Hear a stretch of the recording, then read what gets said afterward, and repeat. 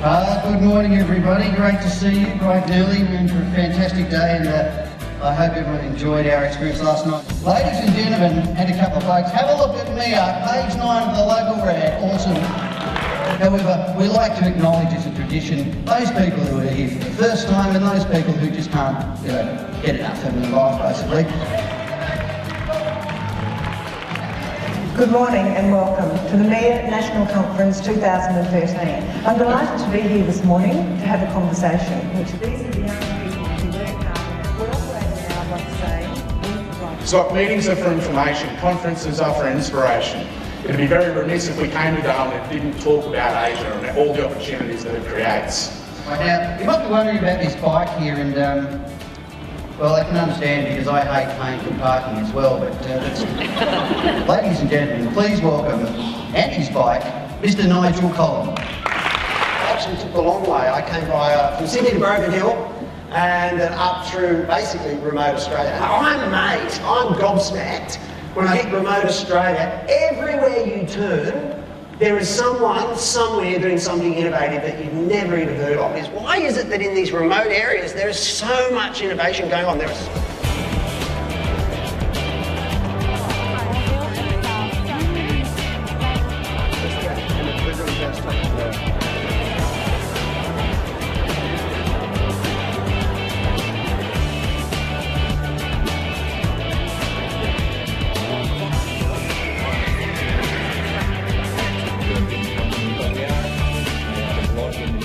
Mal, very charismatic leader, who relied on his charisma.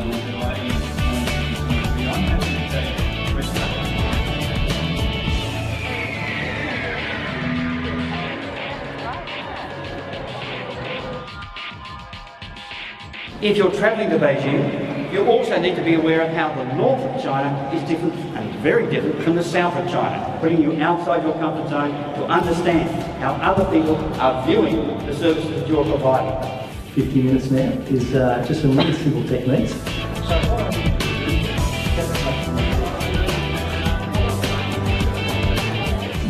We can say to them, look, we're not going to be your cheapest solution. We are supposed to be a community.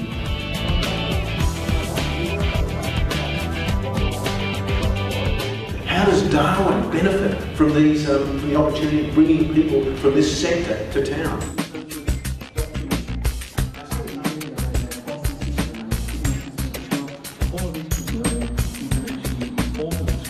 Now, I hope you've all got your handsets here because this is going to be an interactive plenary session. That's an expert in countries such as Brazil, Russia, India and China, and they're certainly on our radar. I was taught that there were three things that mattered to build a booming global economy.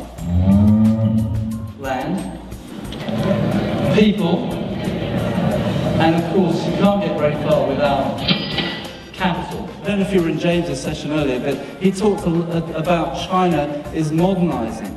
It's not westernising. You know, it was only a few years ago that all the world's cranes were in Shanghai. Not anymore. We're now seeing that within travel, meetings and events is equaling the level.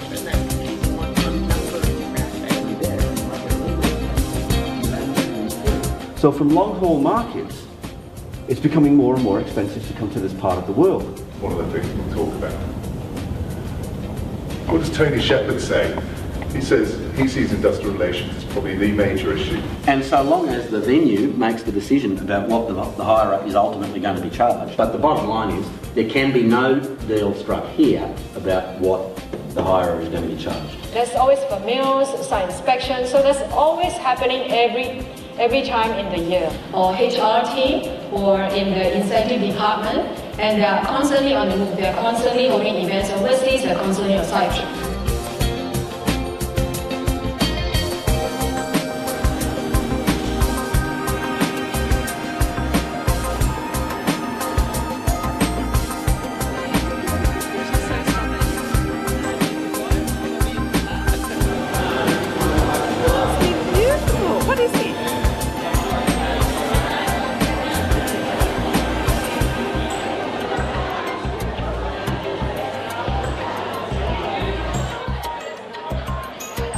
we're just about to go and get in the cage. We've just had our safety briefing, and hopefully the girls are out there getting some money for charity, and our charity is Mission Australia, and it's the Northern Territory Youth Fund.